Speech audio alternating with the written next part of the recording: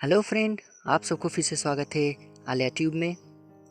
और आज मैं जिस पोएम को नैरेट करे जा रहा हूँ वो है the good morrow by John done.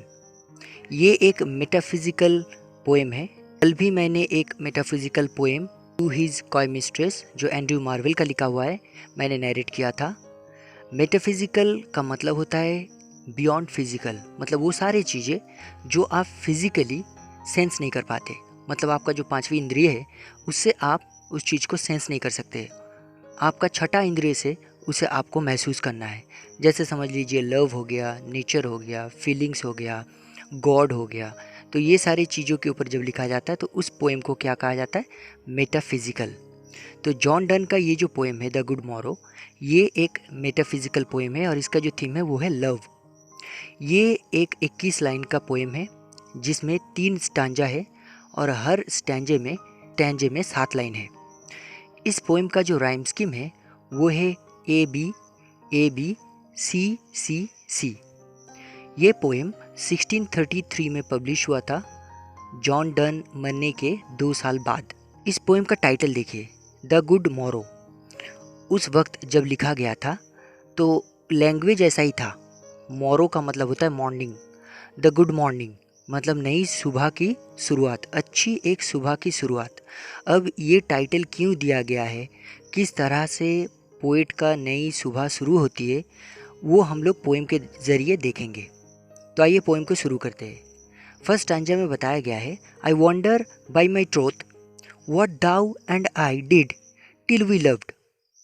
यहाँ पर इस लाइन में पोएट ने एक सवाल किया है कि आई वॉन्डर, मैं चौंक जाता हूँ, मैं हैरान हो जाता हूँ ये सोच के, बाई माई ट्रोथ, ट्रोथ का मतलब होता है ट्रूथ, सच में मैं ये जब सोचता हूँ तो मैं हैरान हो जाता हूँ। What thou and I did, तुम और मैं क्या करता था, टिल वी लव्ड, जब हम लोग प्यार नहीं करते थे।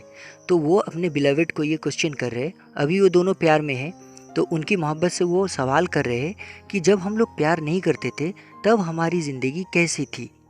Where we not weaned till then, क्या तब तक हम लोग माँ की दूध छोड़ चुके थे, क्या तब तक हम लोग दूध पीते बच्चे थे। विंड का मतलब होता है को दूध को छुड़ा देना, माँ की छाती की दूध होती है उसको छुड़ा देना।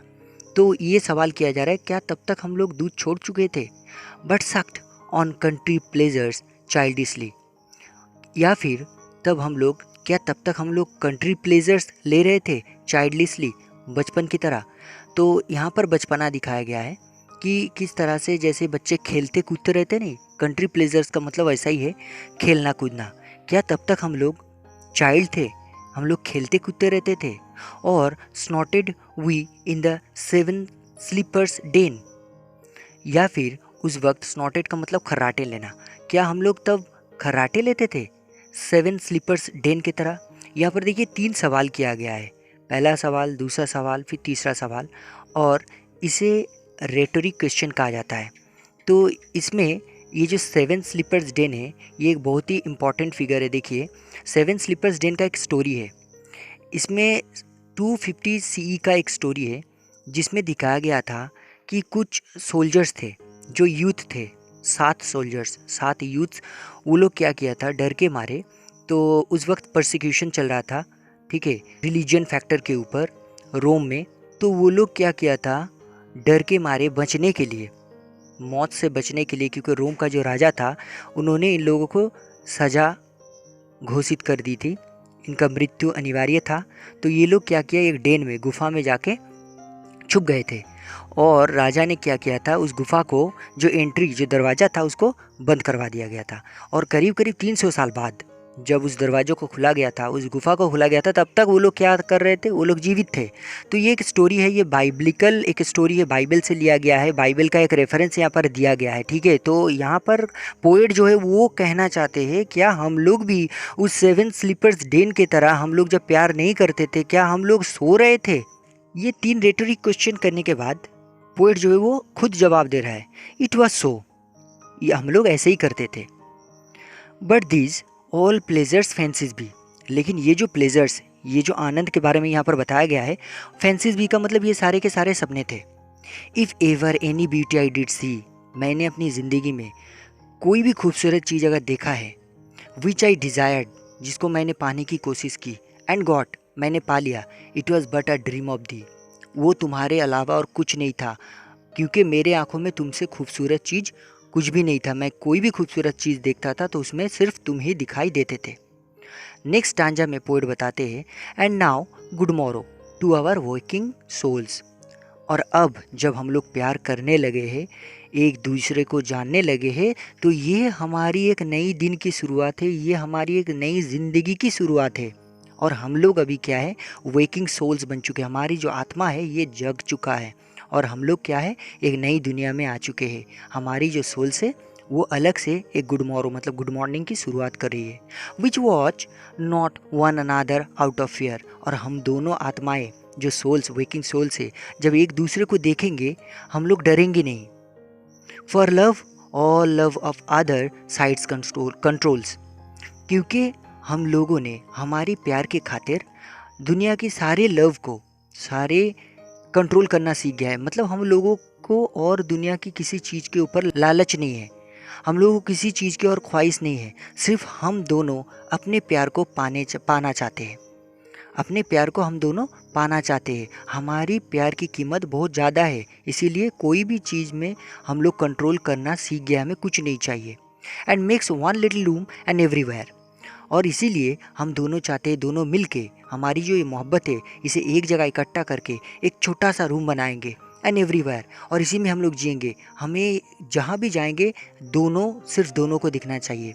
एवरीवेयर हम दोनों, ये जो रूम बनाएंगे ये दुनिया में हर जगह रहनी चाहिए। मतलब दुनिया से हमें लेना देना नहीं है, हम तो सिर्फ अपनों में रहेंगे। एक let sea discoverers to new worlds have gone, let maps to other worlds and worlds have shown, let us possess one world, each hath one and is one। ये तीनों लाइन में देखिए लेट से शुरुआत हुआ है, तो यहाँ पर एक फिगर ऑफ स्पीच यूज़ किया गया जो है एनाफोर है।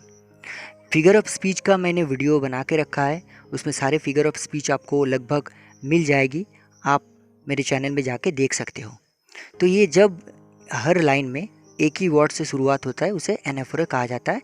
यहाँ पर पोएट ने यूज़ किया है। तो वो कहना चाहता है कि चलो जो जो कर रहा है, जिसको जो मन है उसे करने दो। जैसे सी डिस्कवरर्स का मतलब होता है जो लोग उस वक्त जो चल रहा था एज ऑफ डिस्कवरी, उसमें क्या हो रहा था, पूरा दुनिया का डिस्कवरी चल रहा था। जो साइंटिस्ट थे, जो डिस्कवरर्स थे, वो लोग निकल चुके थे और दुनिया का हर जगह मैप में वो लोग जगह बना रहे थे, एक नई दुनिया की तलाश में निकल पड़े थे उस वक्त।